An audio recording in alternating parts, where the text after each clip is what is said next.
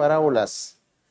Un hombre plantó una viña y la cercó con un muro, cavó un estanque debajo del lagar y edificó una torre. La arrendó a labradores y se fue de viaje.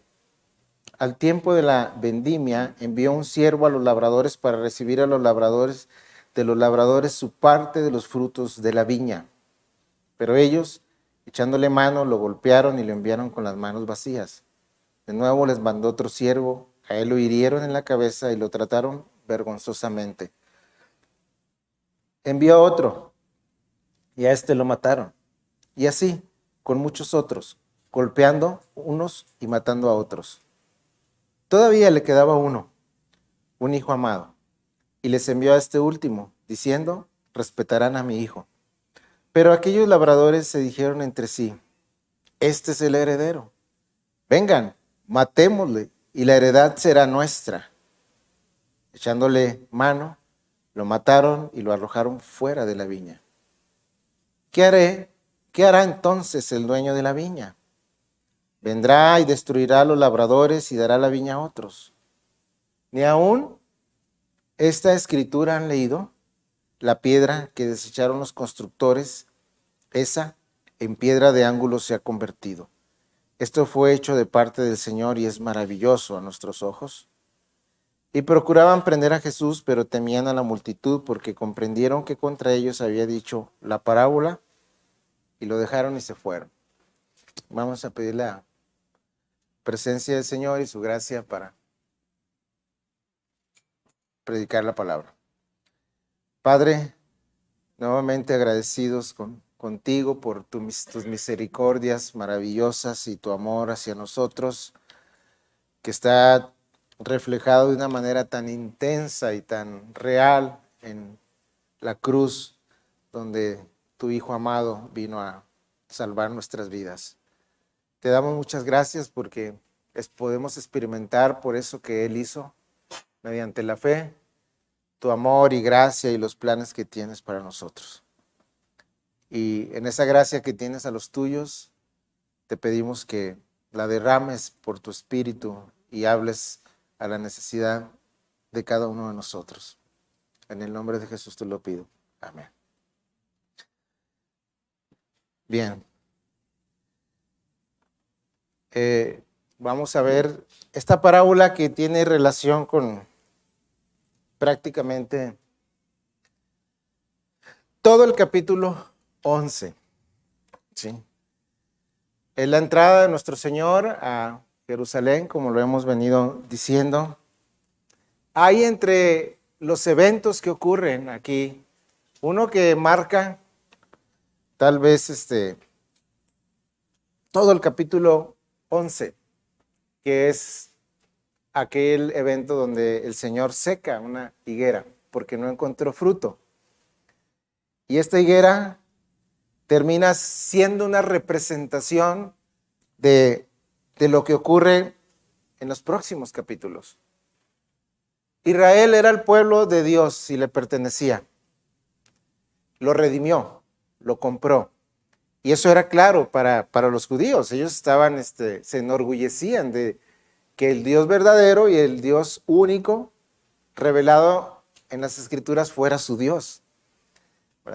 Para ellos les llenaba de orgullo y por ser el pueblo de Dios. Pero allí, en el seno de la nación, Dios había determinado levantar líderes para que dirigieran a la nación, y aunque tuvieran rey, tenían rey, profeta y sacerdote. En esos oficios Dios se comunicaba con el pueblo. A través de los profetas les daba su palabra, a través del rey los gobernaba y los protegía, y a través del sacerdocio se proveían los sacrificios para la nación, de manera que la nación estaba completa en ese sentido. Tenían sus profetas, sus sacerdotes y su rey. Pero en una rebelión de su propio corazón, en una falta de entendimiento de lo que Dios había hecho con ellos, se había corrompido la nación. El sacerdocio igual. Era un sacerdocio humano. Tenía que ser reemplazado por un sacerdocio divino y eterno como lo es nuestro Señor Jesucristo. O sea, el sacerdote tenía la función de llevar al pecador a Dios, o sea, era un intermediario. Y entre eso, pues hacía los sacrificios y todo lo que había pedido Dios. Pero estaban fallando. Limitaban al pueblo para que pudiera acercarse mediante los sacrificios a su Dios. Una de las maneras que el Señor rechazó es que los cambistas, o sea, los que compraban los corderos o las palomas, pues elevaban el precio y estaba regulado por los líderes. Entonces, si una persona era pobre y le tocaba el sacrificio de un palomino y no lo podía comprar, no se podía presentar delante de Dios sin sacrificio. Y entonces el Señor viene y al lado están sus discípulos y Él les explica, ¿verdad? Así como esa higuera que no tiene fruto y es desechada, así yo vengo a desechar el sacerdocio que no funcionó. La nación en la cual yo no encontré fruto, entonces la vengo a reemplazar. Eso es el trasfondo que tenemos en estos pasajes. Y en una experiencia muy desagradable para los líderes religiosos, el Señor Jesús bota, quita o expulsa a los cambistas que estaban en el patio del templo. Se acercaba la Pascua, hermanos. Ya estaba todo el movimiento financiero y los animalitos y todo ello. Estábamos a días de la Pascua y ya estaba todo el movimiento allí, corrupto, y el Señor saca a los cambistas que eran permitidos por el sacerdocio, el Sanedrín, los que regulaban la vida religiosa de Israel. Se enojan tanto ellos que en el pasaje del domingo pasado vienen y le preguntan, ¿con qué autoridad haces esto? ¿Quién te dio a ti la autoridad de hacer esto que estás haciendo? Y el Señor, en un diálogo con ellos, pues también les hace una pregunta que revelaba las intenciones de ellos, que eran rechazar la persona de Cristo. Ahora, para nosotros, hoy poco más de 2000 años después, ¿cómo puede servir un pasaje de estos para que tenga una aplicación a nuestras vidas, hermano? Bueno, nomás le quiero hacer referencia de un versículo que nos puede ayudar. Cuando el Señor empezó su ministerio, empezó a escoger discípulos, ¿lo recuerdan? Y cuando los llamó, ¿para qué los llamó? Para que fueran pescadores de hombres. Fue tan claro el llamado del Señor que llamó, dice en el capítulo 1, así a los que quiso. Él escogió a los discípulos. Nosotros batallamos mucho con ese concepto de que Él escoge a unos y a otros no, pero eso es, Dios tiene la autoridad de escoger al que Él quiera. Él escogió a una nación, Él nos escogió a nosotros para salvación, en una misericordia. Y escogió a 12, dice claramente, a los que Él quiso. Y entonces los llama y les dice, tengo un propósito para ustedes. Así como tenía un propósito para la nación en el antiguo pacto de que me representaran ante las naciones como el Dios verdadero, el Dios de misericordia y el Dios que salva, no pudo la nación de Israel. Bueno, ahora Él empieza a escoger hombres de todo tipo, unos pescadores, otros recaudadores de impuestos, otros eruditos, etc. Y empieza pues, y uno de los primeros que son llamados son Pedro y su hermano, luego Juan, luego Jacobo, ahí en los primeros capítulos, y les dice, yo los voy a hacer pescadores de hombres. Tengo un propósito para ustedes. Entonces, en ese pensamiento, cuando Dios nos llama ahora como iglesia, Él tiene un plan y un propósito para nosotros.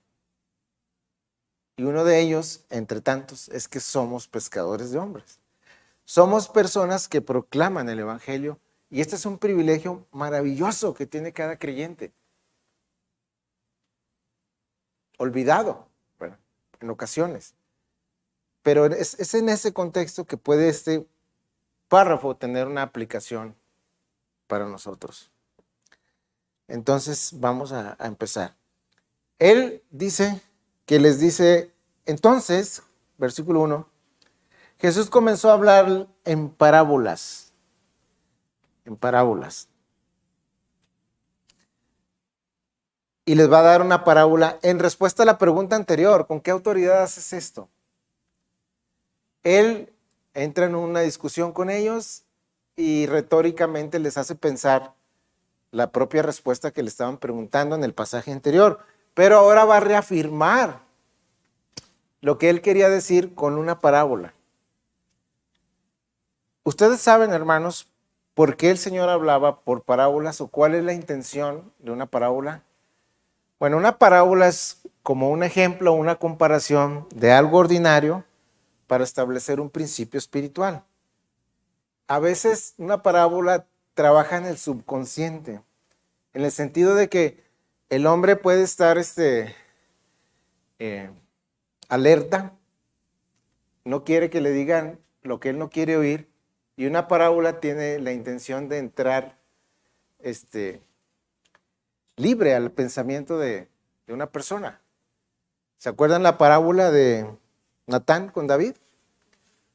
Algo así, ¿verdad?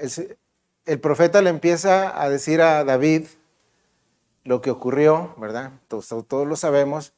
Y David es atrapado en el concepto de la parábola que hace su juicio, correcto. Ese hombre debe morir y pagar 4 veces, dice él. Y luego Natán le dice, ese hombre eres tú. Y él no se había dado cuenta. Entonces la parábola, lo explicó el Señor, tiene como propósito esclarecer a los que son de él y ocultar a los que no son de él. Una parábola oculta en ocasiones la verdad para que viendo no vean y oyendo no oigan. Así lo explicó el Señor. Entonces a los que son de él, el resultado de los que son de él será de bendición y de claridad. Y los que no son de él, como el ejemplo es tan sencillo, van a terminar rechazando aquello que la parábola explica. Cuando nace la iglesia, en el capítulo 6 del libro de los Hechos, por falta de tiempo no voy a ir a los versículos, dice entre tantas verdades que dice que cuando el Señor trajo avivamiento y el Espíritu se derramó cuando predicaban los apóstoles, muchos de los sacerdotes obedecían a la fe. Entonces esta parábola puede ser que sea un resultado de que obró en algunos para salvación y en otros para ocultar la verdad.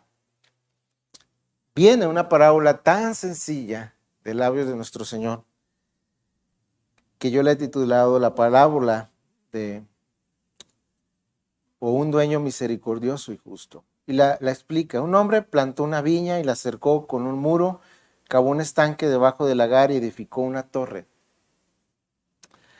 Israel, la nación de Dios, había sido considerada como una vid, ¿verdad? Isaías capítulo 5 es tan claro. De hecho, esto está tomado de Isaías capítulo 5, ¿verdad? Una vid donde Dios planta, cuida y todo lo demás. Y aún en Isaías 5 el Señor viene y trae un juicio a la nación. Fíjense todo lo que Dios hizo por la nación. Una viña, la cercó con un muro, o sea, la protegió. Cavó un estanque debajo del lagar, lugar para donde se acumulaba el fruto, el jugo. Pero también había una torre ahí. Y la arrendó a los labradores y se fue de viaje. Al tiempo de la vendimia, envió un siervo a los labradores para recibir de los labradores su parte de los frutos de la viña. Pero ellos, echándole mano, lo golpearon y lo enviaron con las manos vacías. De nuevo les mandó otro siervo a él, lo hirieron en la cabeza y lo trataron vergonzosamente. Envió a otro y a este lo mataron y así a muchos otros y lo golpeando a unos y lo mataron a otros. Bueno, es posible que para nosotros esté medio vago el concepto de esto, pero para los que estaban escuchando no era vago. Ellos eran la viña del Señor. Ellos eran el plantío del Señor y ellos comprendían perfectamente el lenguaje. Y lo que está diciendo el Señor es una explicación de la pregunta que le habían hecho en el párrafo anterior. Él les está explicando, dice, aquí hay un dueño, lo vimos la semana pasada, de Jehová es la tierra, su plenitud, todo lo que existe en ello y todo le pertenece al Señor. Pero Él en su misericordia quiso convidar a algunos y plantó una viña, una nación, y puso algunos administradores allí, ¿verdad? Pero al tiempo Él vino a buscar el fruto. La higuera, ¿lo recuerdan? El concepto de la higuera. Vino a buscar el fruto de la nación, del sacerdocio, pero dice que al buscar el fruto primero envió a siervos, ¿verdad? ¿Quiénes son estos siervos aquí representados? Los profetas, ¿verdad? A uno lo expulsaron, a otro no querían oír, ¿verdad? Ahí está Jeremías, Elías, todo su pueblo. ¿Pueden ver la paciencia de nuestro Dios, hermanos? ¿Pueden ver la misericordia y la gracia de este Dios? Nada parecida a la del hombre. Nosotros a las primeras de cambio invertiríamos en algo y no da fruto. Adiós. Pero el Señor no. Una oportunidad, otra, otras, y luego está en plural, a otros tantos y a otros muchos. Y ahí está el Señor, dueño de la vid, misericordioso, generoso y paciente, enviando nuevamente otros a hablar para buscar el fruto de lo que es de Él. ¿Están de acuerdo? La nación era de Él y Él la había redimido. Y los administradores, que en este caso eran el Sanedrín, el sacerdocio y los hombres que andaban tras de Él, en el capítulo pasado vimos que estaban buscando oportunidad para matarlo, para destruirlo. La parábola es la vida de ellos. Ellos se querían quedar con la heredad. Aquí hay un pensamiento, hermanos, que nos puede conectar con este pasaje. Todo lo que nosotros tenemos y lo que somos proviene de Dios. Nada es nuestro. A fin de cuentas, nada es nuestro. La codicia de estos hombres era tan grande que en ese anhelo de tener y todo eso estaban sacando a Dios de su vida. Y esto no es tan claro para todos los creyentes, comprender que todo lo que tenemos le pertenece y que en una misericordia nos fue entregado y en un tiempo Dios nos va a pedir cuentas de lo que nos entregó. Y aquí quiero ser específico. Todos los dones que tú tienes, si tuviste padres que te dieron educación profesional y todo eso y eres un profesionista y todo eso, Dios lo colocó ahí para dártelo. Su misericordia te acompañó. Si estás preparado en áreas y todo lo demás, de alguna forma, Dios en su misericordia te lo proveyó. ¿Por qué me atrevo a decir esto? Porque hay otros que no lo tienen. No tuvieron la oportunidad, no tienen dones, no pudieron estudiar nada, etcétera. Y a nosotros nos fue dado para que colaboremos como los pescadores que al inicio del Evangelio fueron convidados a su reino, a su mundo, a atraer otros hacia Él. Esa era la función de Israel.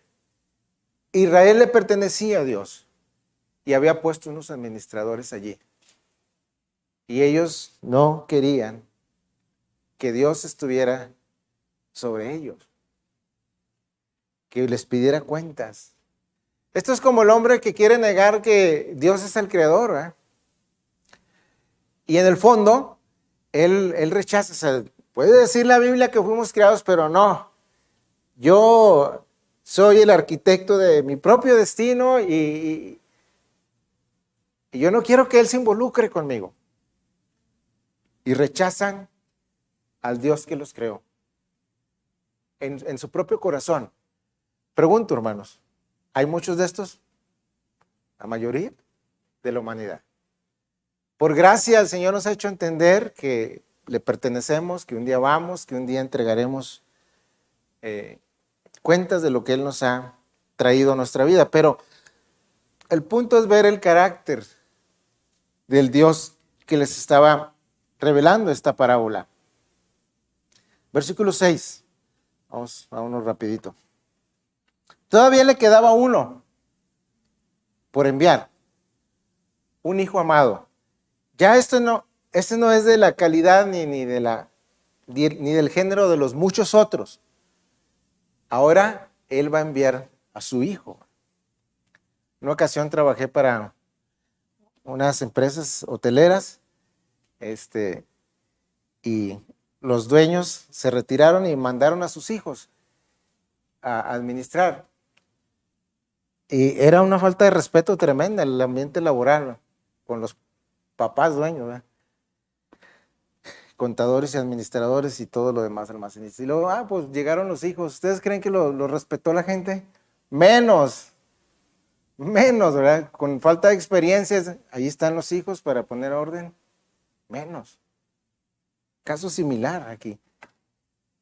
Al dueño de todo le quedaba un hijo, ya no otros siervos. Bueno, voy a mandar a mi hijo, quizás hasta lo dice con mucha claridad. Todavía le queda uno a este dueño amado, un hijo amado, no es cualquier hijo, un hijo en singular, unigénito podríamos decirle, y les envió a este último diciendo que respetarán a mi hijo. Lo van a respetar. Pero aquellos labradores dijeron entre sí que este es el heredero, vengan, matémosle y la heredad será nuestra. Y echándole mano, lo mataron y lo arrojaron fuera de la viña. Tremenda profecía que está diciendo el Señor. El Señor está revelando lo que va a suceder días después, en esta parábola.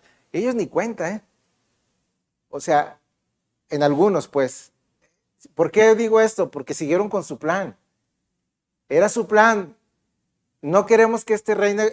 si este es el hijo del dueño, pues vamos a desaparecerlo, ¿verdad? Si aquellos eran siervos, este era el hijo amado del dueño. Y fue una afrenta, hermanos. O sea, no tenemos en realidad una idea de la afrenta que nuestro Señor sufrió cuando estuvo aquí en la tierra. Escupido, desnudado, clavado en la cruz. El aspecto de la desnudez es algo bien vergonzoso para el ser humano. Y el Señor literalmente fue desnudado, lo despojaron, se burlaron de él poniéndole un manto, porque él decía que era rey. No crean que el manto era con la intención de cubrir su desnudez, era una burla. Tú eres rey, ahí te va tu manto, y ahí te va tu corona, y con espinas, etcétera. Tú dices que eres el rey. O sea, todo lo que sucedió del camino a la crucifixión era una afrenta absoluta del ser humano en su propio pecado contra el Hijo amado que él había enviado a su viña, a su tierra, a su mundo, para servirlo, para redimirlo. Y ahí están ellos cumpliendo más adelante la parábola que él está mencionando. Prácticamente les está informando a su subconsciente de la situación por la que están pasando. Y sigue el Señor con la parábola, porque quiero dar una aplicación al final. Le echaron mano, lo mataron y lo arrojaron fuera de la viña. Nuestro Señor fue crucificado fuera de la ciudad. Y hace una pregunta el Señor. ¿Qué hará entonces el dueño de la viña? Ahora, él mismo responde, nuestro Señor. Pero quisiera que me acompañaran a un evangelio paralelo, o sea, que está en la misma explicación, Mateo 21. Es importante que veamos esto. Viene el mismo orden de eventos, y Mateo capítulo 21 está en el mismo orden, los eventos.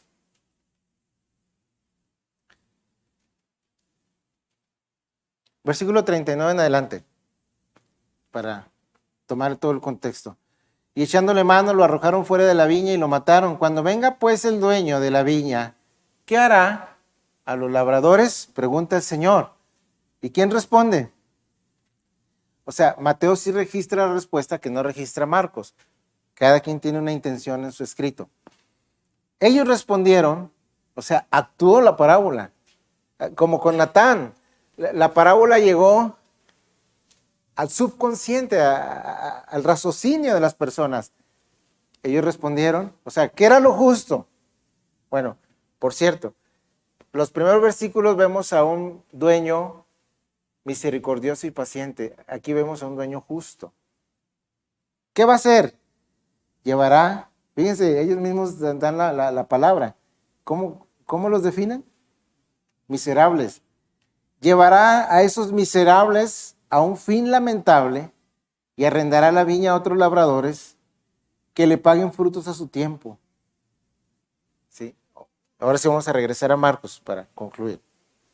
Entonces, por el Evangelio de Mateo, sabemos que las palabras en la parábola actuaron en algunos.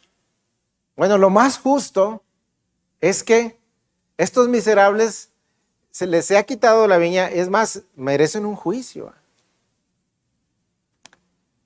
Lo más justo, hermanos, es que Dios acabe con cada pecador de este mundo y obre su justicia. Todos ofendemos y de muchas maneras. Y nosotros ofendimos y ofendemos todavía. Y lo más justo y la justicia de este Dios revelado en las Escrituras es que acabe con nosotros. Nos quite lo que nos ha sido dado porque somos tan egocéntricos que lo tomamos para nosotros y no para servirlo. Esa sería la justicia. Pero nuestro Dios es un Dios de misericordia y la misericordia triunfa sobre el juicio. Y no nos ha pagado conforme a nuestros hechos. Hemos derrochado de todo lo que Él nos ha dado, vida, fuerza y todo, ocupándola a nosotros mismos, como si un día no le fuéramos a entregar cuentas, y aún así su misericordia prevalece sobre nuestras vidas. Pero ellos determinaron que había un juicio para estos hombres, ellos mismos, los que iban en días postreros a matar al dueño de la viña, que había sido, al hijo del dueño de la viña, que había sido enviado. ¿Para qué, hermanos? Según el Evangelio de Marcos, yo no vine para ser servido, sino para servirlos. Tanto los administradores venían a servir a aquellos, o sea, vamos a recoger el fruto y a venderlo y les damos su parte. Sí, no es de que el dueño fuera por el fruto y fuera todo para el dueño, no, iba una parte para ellos, en esa misericordia generosa. Igual el hijo venía a ver el fruto y era una parte para ellos, o sea, según la parábola.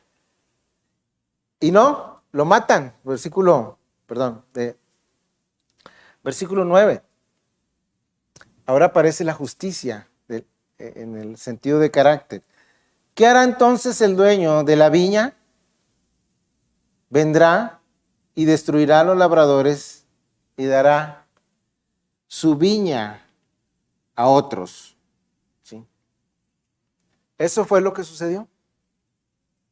El sacerdocio antiguo y la nación de Israel fue reemplazada por la iglesia.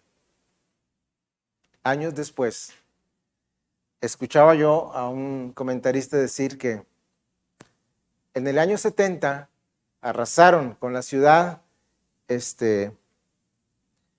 y fueron destruidos los registros de los sacerdocios. Por esa razón no hay sacerdocio, según este escritor, en Israel. O sea, ellos pudieron haberse, bueno, ¿de quién desciendes tú? De Leví, vamos a buscar nuestra rama. No hay. Si ya lo hubieran encontrado y estuvieran reivindicando el sacerdocio. Parece que están preparando el templo, pero ese es otro tema. Pero el Señor estaba profetizando esto y esto sucedió. Y ahora el Señor, en esos pocos que empezó a recolectar como siervos suyos, los apóstoles y luego la iglesia, entonces empieza a darle a otros la administración del reino de Dios. Esos otros somos ustedes y nosotros, hermanos. Toda autoridad me es dada en el cielo y en la tierra. Por lo tanto, los voy a mandar a que hagan discípulos a todas las partes y enseñen a los hombres a guardar las cosas y a que se bauticen en el nombre del Padre, del Hijo y del Espíritu Santo. Pero ahora, dice el versículo 10, ni aún esta escritura han leído, y luego va a citar una escritura. Es el Salmo 118. Este salmo se cantaba cuando se celebraba la Pascua. La Pascua está por entrar un par de días después de este evento. ¿Por qué es significativo esto, hermano? Necesitamos conectar un poquito el contexto para poder nosotros tener una aplicación hoy. Ellos cantaban esto. Ese de Hosana, el que viene en el nombre del Señor, pertenecía al Salmo 118. O sea, cuando recibieron al Señor con las palmas y todo eso, salva Señor ahora, salva Señor ahora. O sea, ellos estaban inconscientemente recitando los salmos que a través de los tiempos la nación había recitado y cantado solemnemente para la Pascua. Y es como si el Señor les estuviera diciendo, no se dan cuenta ni siquiera lo que cantan. Yo soy esa piedra que el Señor ha puesto como cabeza de la estructura de mi pueblo, de mi nación. No se dan cuenta, cantan cosas que ni se dan cuenta. Por cierto, hermanos, conozco un hermano que es digno de imitar su ejemplo. Cuando los cantos que cantamos, cuando él no entiende algo o no está dispuesto a hacerlo, no está en su vida, no lo canta. Sí, no lo canta, porque no, pues estoy cantando algo que no es realidad, eso nada más es un paréntesis y es gratis, no voy a cobrar por eso. Sí, mi vida di por ti, que has dado tú por mí. O sea, no, o sea, él se calla, no lo canta. Bueno, ellos cantaban este salmo.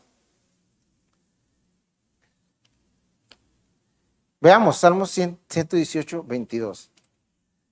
Todavía no llegamos a nuestra aplicación, hermanos. Tengan un poco de paciencia.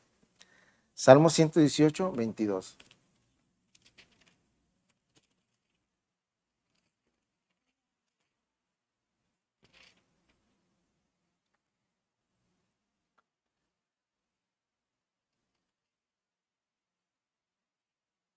Bien, lo voy a leer. La piedra que desecharon los edificadores ha venido a ser piedra principal de ángulo.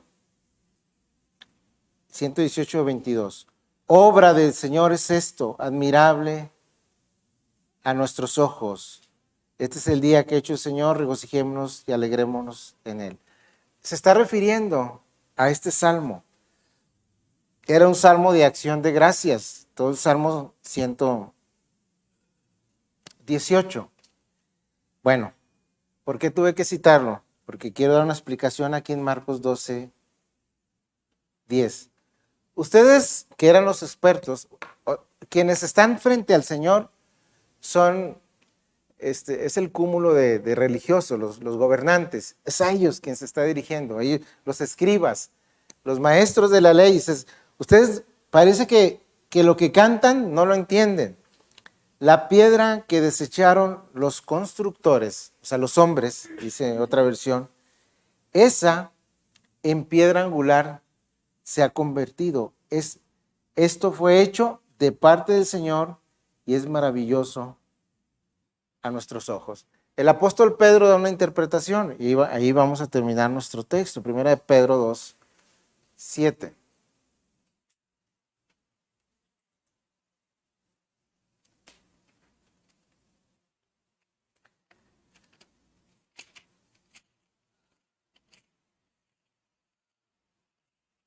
Bien, los que tengan la lectura.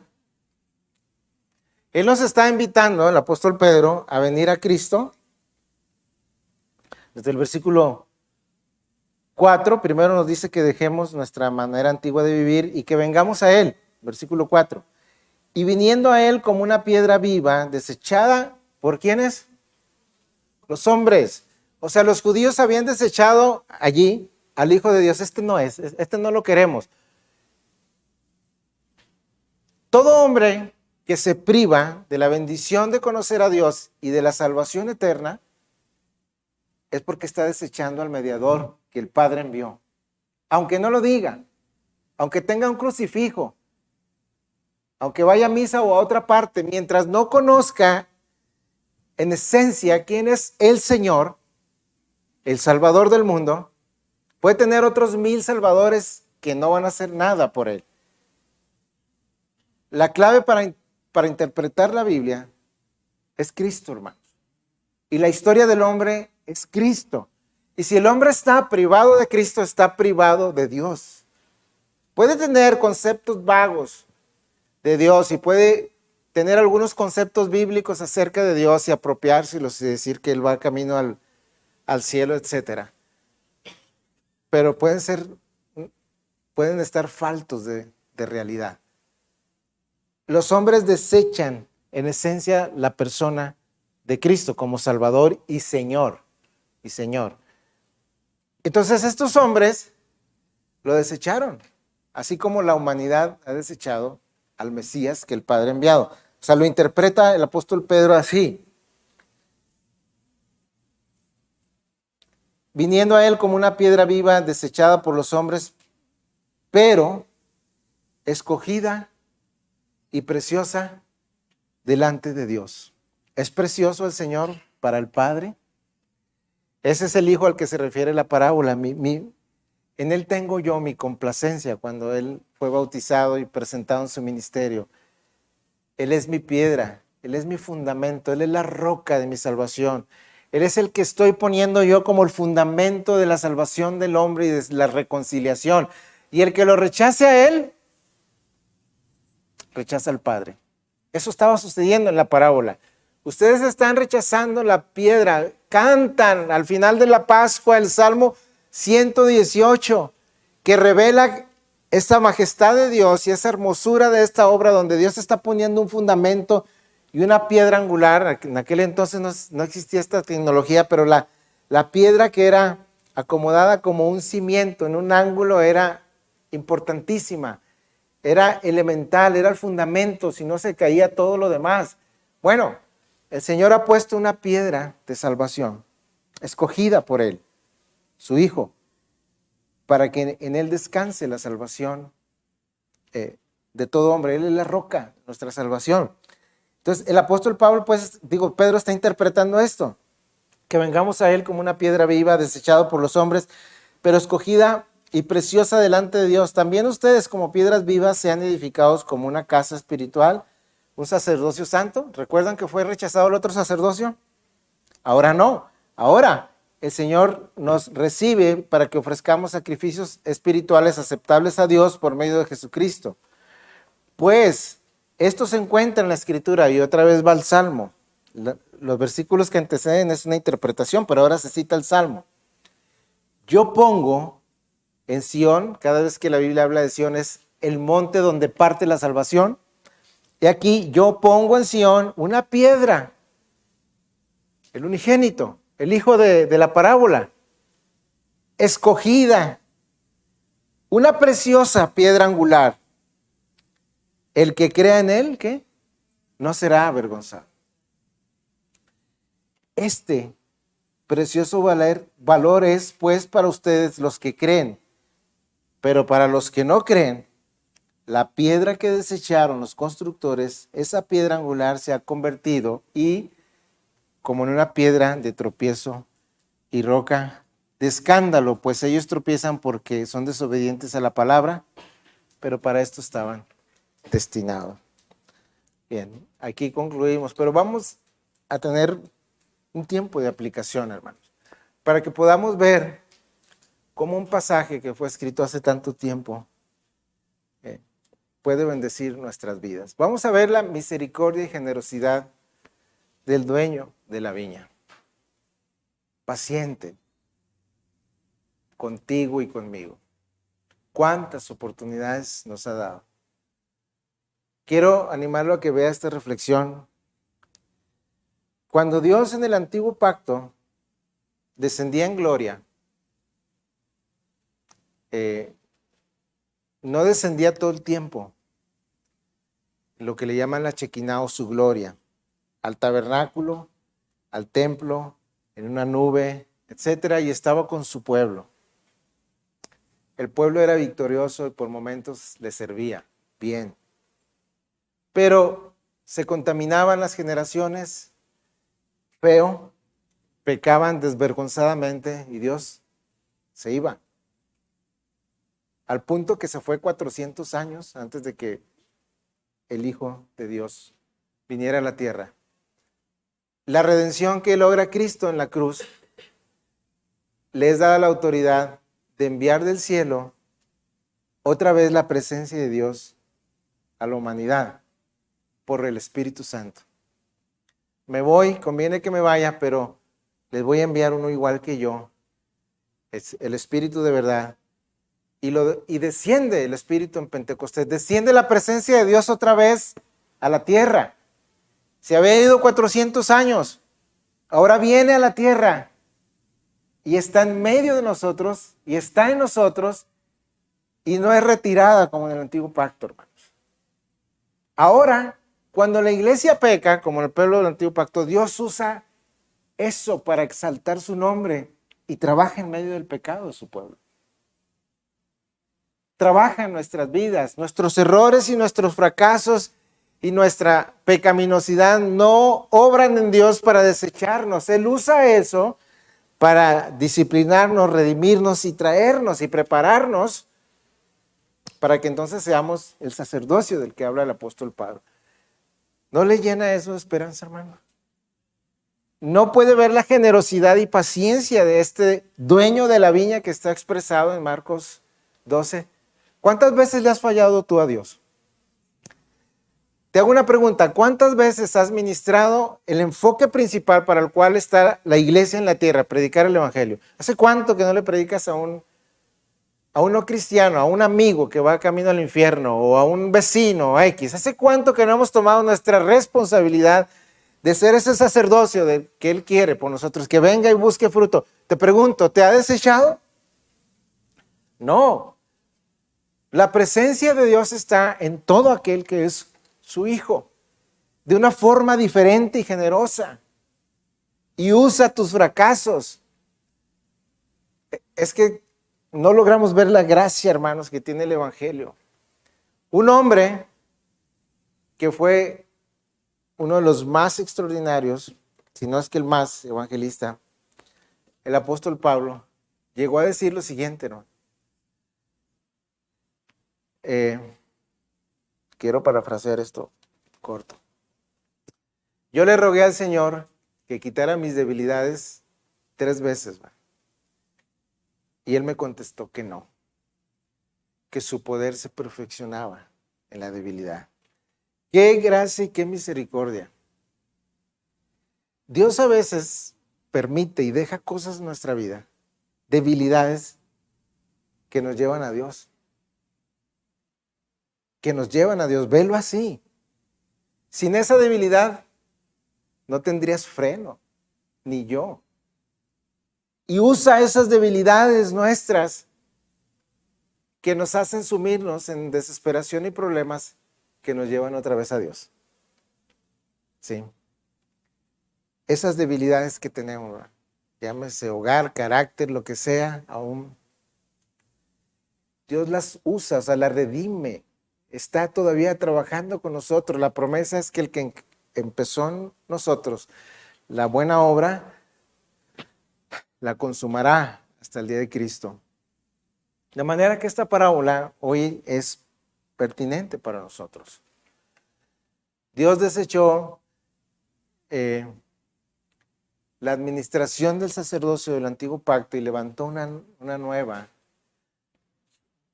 generación, podría decir así, y un nuevo modo. O sea, antes se adoraba a Dios específicamente en Jerusalén. Hoy se adora a Dios en todas partes donde está su presencia. Su iglesia está en todo el mundo. Y la última, hermanos. La necedad del ser humano llega al colmo que representada en estos hombres que dijeron, no, pues como no queremos que el Hijo reine sobre nosotros, ni Dios, pues vamos a matarlo. Y así nos libramos de los problemas. Vamos a matar a este que es el heredero, ¿eh? Y el hombre mismo, no, bueno, yo voy a hacer como que no existe Dios. A Dios allá y no lo voy a tomar en cuenta. ¿Lograron acabar con Cristo? Se levantó de los muertos, hermano. Nadie puede triunfar sobre Dios. O sea, es una necedad pensar que alguien puede librarse de Dios. Eso es algo necio, ¿verdad? bueno, vamos a matarlo, lo llevamos a una cruz y se quita el problema. No. Ellos eran nada más simplemente unos hombres que estaban llevando a cabo la profecía. Él se levantó de los muertos, hermano, y hace su voluntad hasta el día de hoy.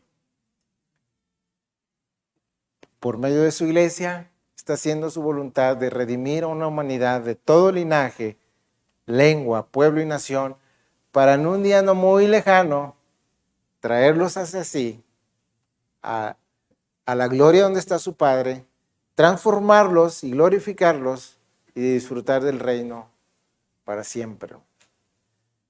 Ese es nuestro Salvador, poderoso, que tiene la autoridad que le estaban demandando en el pasaje que vimos la semana pasada.